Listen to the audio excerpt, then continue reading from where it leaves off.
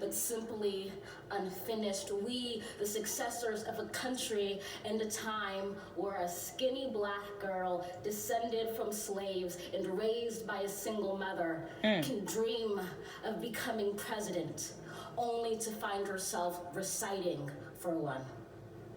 And yes, we are far from polished, far from pristine, but that doesn't mean we are striving to form a union that is perfect. We are striving to forge our union with purpose, to compose a country committed to all cultures, colors, characters, and conditions of man.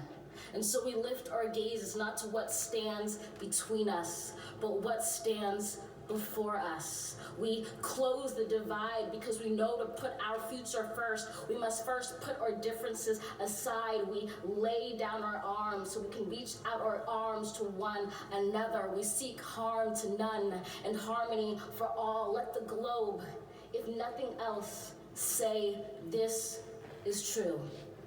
That even as we grieved, we grew, that even as we hurt, we hoped, that even as we tired, we tried, that we'll forever be tied together, victorious, not because we will never again know defeat, but because we will never again sow division. Scripture tells us to envision that everyone shall sit under their own vine and fig tree, and no one shall make them afraid. If we're to live up to our own time, then victory won't lie in the blade, but in all the bridges we've made. That is the promised glade, the hill we climb, if only we dare it. Because being American is more than a pride we inherit. It's the past we step into and how we repair it. We've seen a force that would shatter our nation rather than share it, would destroy our country if it meant delaying democracy. And this effort very nearly succeeded.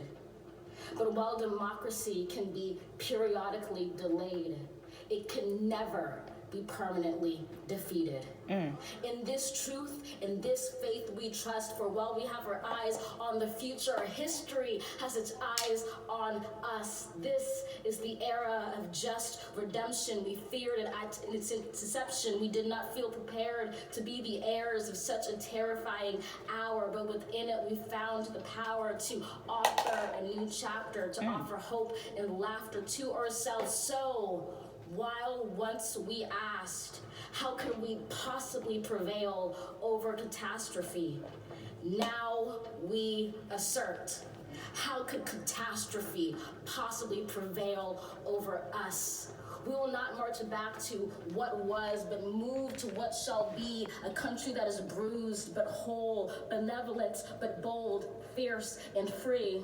We will not be turned around or interrupted by intimidation, because we know our inaction and inertia will be the inheritance of the next generation. Our blunders become their burdens. But one thing is certain: if we merge mercy with might and might with right, then love becomes our legacy and change our children's birthright.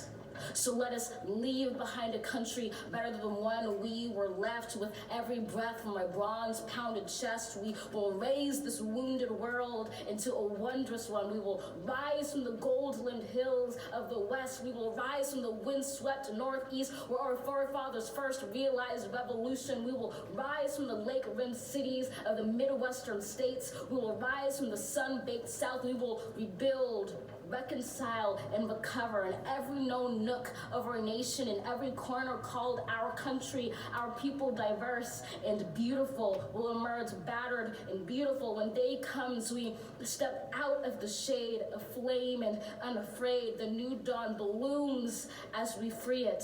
For there is always light, if only we're brave enough to see it, if only we're brave enough to be it. You go, girl. Wow. How's that for a national debut? Most of us will remember where we were when we heard Joe Biden take the oath of office, give his inaugural address. We will all remember when we heard Amanda Gorman speak to the world as America's first National Youth Poet Laureate. Wow.